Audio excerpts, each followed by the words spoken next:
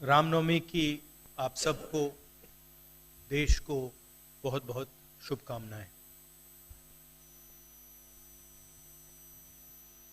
ये चुनाव विचारधारा का चुनाव है। एक तरफ आरएसएस और बीजेपी जो संविधान है, लोकतांत्रिक सिस्टम है, उसको खत्म करने की कोशिश कर रही है, और दूसरी तरफ इंडिया गठबंधन कांग्रेस पार्टी संविधान को, लोकतंत्र को डिफेंड करने की कोशिश कर रही है, उसकी रक्षा कर रही है। चुनाव में दो तीन बड़े मुद्दे हैं। सबसे बड़ा बेरोजगारी, दूसरे नंबर पर महंगाई, भागीदारी। मगर बीजेपी 24 घंटा डिस्ट्रैक्शन करने में लगी रहती है। कभी प्रधानमंत्री समुद्र के नीचे चले जाते हैं, कभी आसमान में सी प्लेन पे चले जाते हैं, मगर जो मुद्दे हैं उनके बारे में ना प्रधानमंत्री ना बीजेपी बात करती है।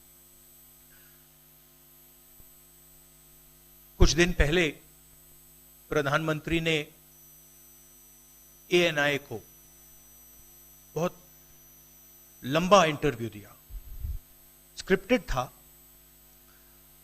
मगर फ्लॉप शो था। प्रधानमंत्री जी ने उसमें इलेक्टोरल बॉन्ड्स समझाने की कोशिश की।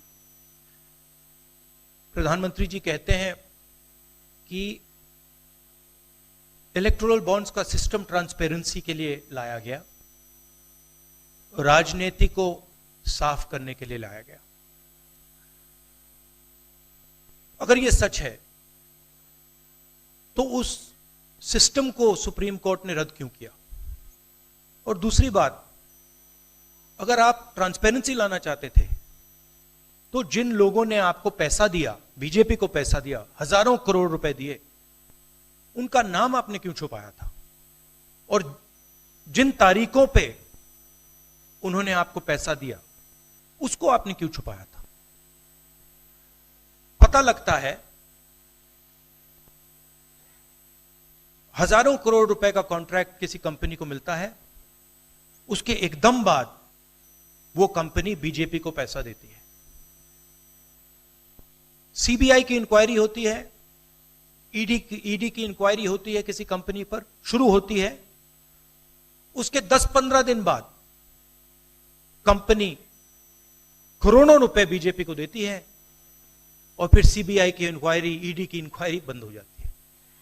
सड़क पे इसको एक्सटॉर्शन कहते हैं। एक्सटॉर्शन कहते हैं सड़क पे। तो ये जो है इलेक्टोरल बॉन्ड्स का जो स्कीम है, ये दुनिया का सबसे बड़ा एक्सटॉर्शन का स्कीम है।